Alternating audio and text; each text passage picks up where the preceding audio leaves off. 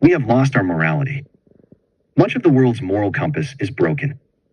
The moral north reads south, and the moral south reads north. Dennis Prager. The book Mere Christianity by C.S. Lewis was meant to lay out the basics of the Christian belief.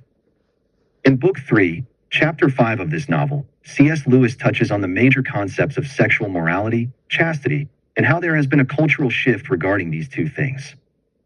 Throughout the chapter, there are many examples and explanations of why the current state of sexual morality has been corrupted.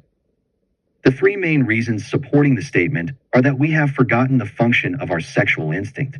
There is an overindulgence of our sexual appetite, and that the sexual instinct has become perverse. To begin to see how we have forgotten the function, we must first learn what that function was.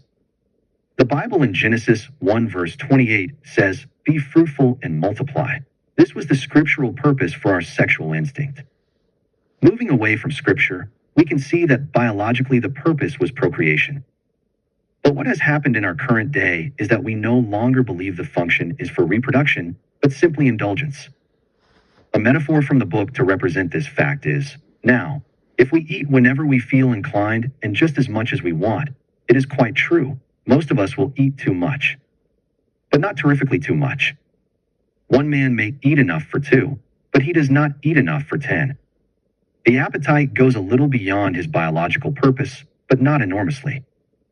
But if a healthy man indulged his sexual appetite whenever he felt inclined, and if each act produced a baby, then in 10 years he might easily populate a small village.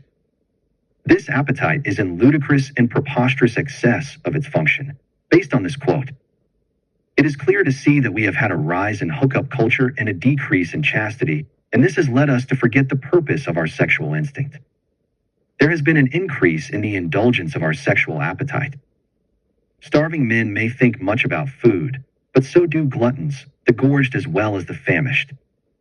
Like titillations, the application of the quote is that in the past people have thought that sexual appetite has been starved with much sexual abstinence. However, this has led to overindulgence. To go along with the overindulgence, the introduction of contraceptives has decreased abstinence even more. And as the above quote implies, starved men crave something, just as a society that has overindulged will crave that something just as much, if not more. Also, contraceptives heighten indulgence because there are fewer consequences of fornication outside of the marriage. In today's age, we have become gluttonous when it comes to indulging our sexual appetite. Add to this the invention of contraceptives, and you get very little sexual morality. Lastly, the book states that our sexual instinct has become perverse. Stepping back from the book, we can see these perversions in two ways: sex outside of marriage and the Pride movement. Touching first on the Pride movement, we should read Leviticus 18 verse 22. You shall not lie with a male as one lies with a female. It is an abomination. So biblically, it is a perversion and shows the lack of morality in our current society. The second point of sex outside marriage starts with the objectification of women, which has become perverse, as seen in 1 Timothy 2 verse 9. Likewise, I want a woman to adorn themselves with proper clothing, modestly and discreetly, not with braided hair, and gold or pearls or costly garments. So from these two verses, we can see the perversion in our current society with the Pride movement, and then the objectification of women, which ultimately leads to sex outside of marriage, both encompassing the theme of lacking morality. Although it is quite clear that the current state of our sexual morality has been corrupted, some say that the sexual morality is only a result of times changing. They say that the current social morality is in proportion to the current times. However, just because times change and problems can arise from these changes does not mean that they should be ignored or, more importantly, encouraged. To conclude, the current state of sexual morality has been corrupted because we have forgotten the function of our sexual instinct. There has been an overindulgence in our sexual appetite, and our sexual instinct has become perverse.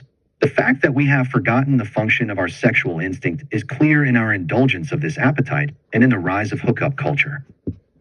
The indulgence is like a glutton, and with the introduction of contraceptives, it has decreased the cost while increasing adultery. Lastly, The two perversions of pride and objectification all show clear signs of the lack of morality that our current society has. So the current society has lost all its grip on morality, and our sexual moral compass has been lost. This should serve as a reminder of where we are currently and where we need to move.